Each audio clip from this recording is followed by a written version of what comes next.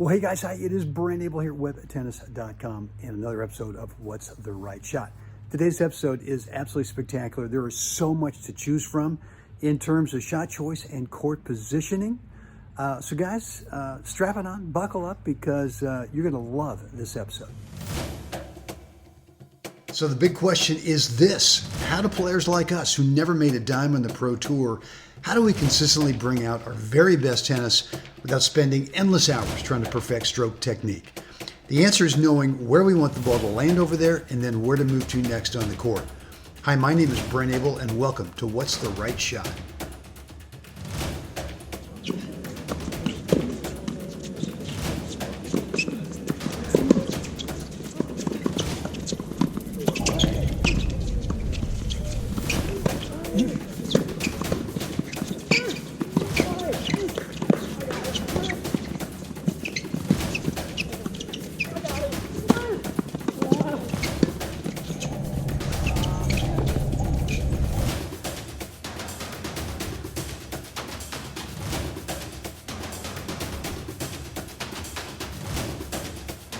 Well, hey guys, it is Brent Abel, WebTennis.com, another episode of What's the Right Shot?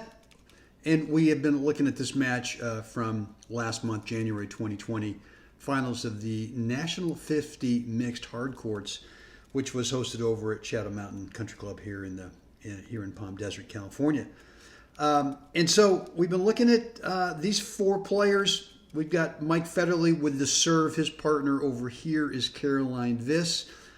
This is Pat Crow with the return, and Pat's partner is Tracy Curry. And this is just one spectacular point. I mean, it's just incredible. There's so much to look at here.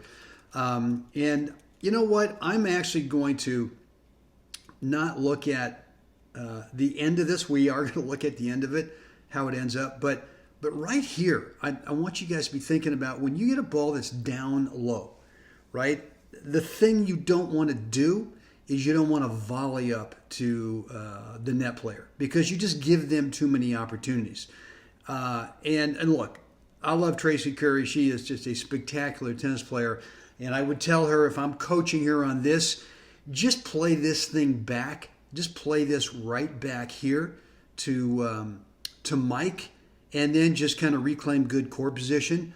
But when you pop this thing up to the net player, and actually, she gets away with this here, because Caroline could have done more damage than she did with this volley.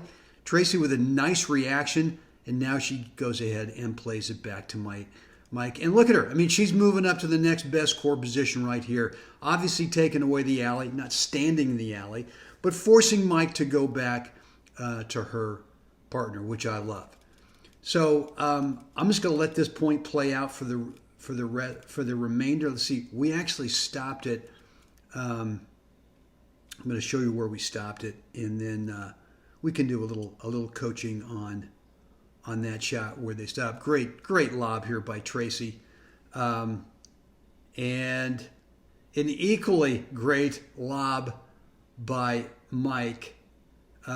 Which just, is a nice defensive ball. They've got good court positioning over there. And,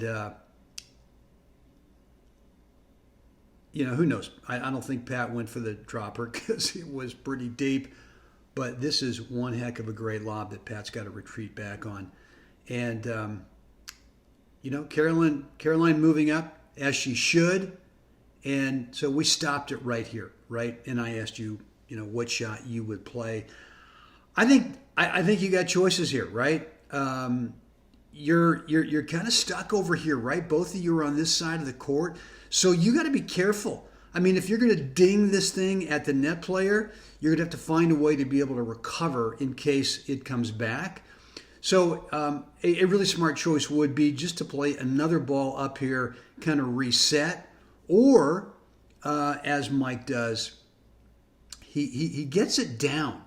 Right? He gets it down to Tracy's feet and really creates a tough situation here for Tracy.